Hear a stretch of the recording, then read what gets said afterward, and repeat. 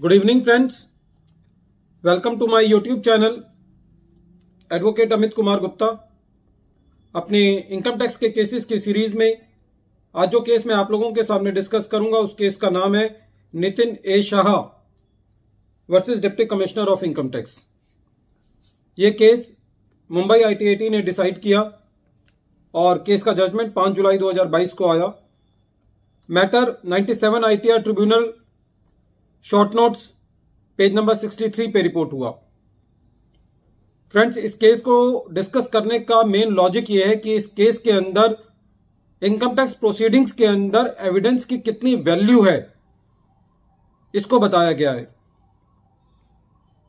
इस केस को डिस्कस करने से पहले मैं आपको एक CBDT का सर्कुलर है उसके बारे में बताना चाहता हूं। वो CBDT का सर्कुलर ये कहता है कि ऐसा पाया गया है कि इनकम टैक्स डिपार्टमेंट जब भी किसी के यहां सर्वे करता है या सर्च करता है तो कोर्सिव एक्शंस के द्वारा स्टेटमेंट्स ले ली जाती हैं जो कि असेसी की इनकम से कमेंसुरेट नहीं होती और बाद में एविडेंस के अभाव में जो एडिशंस हैं वो हायर कोर्ट्स के अंदर छूट जाती हैं।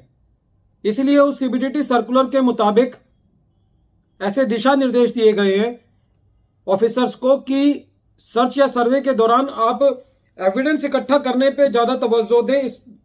इसके बावजूद कि आप स्टेटमेंट्स लें जिनके अंदर हायर इनकम हो या आप ज्यादा अमाउंट सिलेंडर कराने की कोशिश करें। और इस सर्कुलर में यहां तक कहा गया कि यदि कोई ऐसा एक्शन पाया गया जिसमें कोर्सिव एक्शन आपने यूज किया तो जो उस टीम का मुखिया होगा उस टीम के मुखिया के अगेंस्ट भी कार्रवाई की जा सकती है। फ्रेंड्स, ये सारा भूमिका बांधने का एक लॉजिक है इस केस के अंदर। इस केस के अंदर एक असेसी के यहां सर्वे हुआ। सर्वे के बाद जब उसकी असेसमेंट प्रोसीडिंग्स चलाई गई, सर्वे के दौरान असेसी ने एक स्टेटमेंट दिया कि असेसी ने कुछ लोन्स दे रखे थे जिस पर असेसी को 12% से बैंकिंग चैनल्स के थ्रू इंटरेस्ट आ रहा था।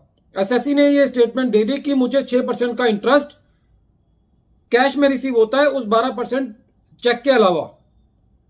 लेकिन जब असेसमेंट प्रोसीडिंग्स चल रही थी तो एसएससी ने अपनी स्टेटमेंट को रिट्रैक्ट कर लिया और यह कहा कि साहब ये मुझसे जो स्टेटमेंट ली गई ये कोर्सिव एक्शन के अंदर ली गई, मुझे कोई भी इंटरेस्ट जो है वो कैश में रिसीव नहीं हुआ। लेकिन असेसिंग ऑफिसर ने इस बात को नहीं माना। असेसी का 6% इंटरेस्ट का एडिशन कर दिया। CIT अपील ने भी AO के ऑर्डर को अपील रखा। मैटर जब ITAT में गया तो डिपार्टमेंट का यह कहना था कि साहब ये जो स्टेटमेंट असेसी ने विड्रॉ की है, एक तो ये बहुत लंबे पीरियड बाद की है जो कि डिपार्टमेंट की बिल्कुल जायज बात थी, और दूसरा ये था कि डिपार्टमेंट का यह कहना था कि साहब ये किसी इसका कोर्सिव एक्शन यूज किया गया इसका कोई सबूत नहीं है। लेकिन इसके सपोर्ट में असेसी का यह कहना था कि साहब मैंने ये कहा कि मेरा 6% मैंने इंटरेस्ट कैश में आया, लेकिन इसका कोई भी एविडेंस नहीं है, ये मैंने प्रेशर के अंदर आकर के दी। और ITAT का भी यह कहना था कि डिपार्टमेंट जो है कोई भी ऐसा एविडेंस शो नहीं कर पाया है जिससे यह साबित होता हो कि एसएससी को 6% का इंटरेस्ट कैश में मिलता हो। और यह कहकर के जो डिपार्टमेंट ने, असेसिंग ऑफिसर ने और CIT अपील ने 6% कैश इंटरेस्ट का एडिशन किया था उसको ITAT ने छोड़ दिया। फ्रेंड्स, बहुत ही इंपॉर्टेंट केस है जहां पे खाली 6% इंटरेस्ट की बात है। इसके ऊपर भी ITAT ने एसएससी को रिलीफ दिया और यह कहा कि आप खाली स्टेटमेंट के बेसिस पर आप एसएससी का एडिशन नहीं कर सकते। यदि एसएससी ने स्टेटमेंट दे भी दी है तो भी आपको कोरोबरेटिव एविडेंस देना है, आपको एविडेंस लाना है रिकॉर्ड पर कि एसएससी को 12% के अलावा जो 6% इंटरेस्ट आप कैश में एलिज कर रहे हैं वो एसएससी को रिसीव हुआ। तो फ्रेंड्स, इस सारे केस का जो फोकल पॉइंट है वो एविडेंस है। जब तक कि रिकॉर्ड्स में ये एविडेंस नहीं है कि एसएससी को ओवर एंड अबव कोई ऑन अकाउंट पेमेंट रिसीव हुई है, जब तक आप उसका एडिशन नहीं कर सकते। हालांकि फ्रेंड्स, एक स्टेटमेंट की एक तहजीब यह है कि यदि स्टेटमेंट एक लंबे पीरियड के बाद रिट्रैक्ट की जाती है तो उस रिट्रैक्शन की इतनी वैल्यू नहीं रहती। डिपार्टमेंट यह भी प्ली देता है कि साहब यदि एसएससी ने रिट्रैक्ट नहीं किया, ये स्टेटमेंट नहीं दी होती तो हम और खुदाई करते और हम एविडेंस ढूंढते।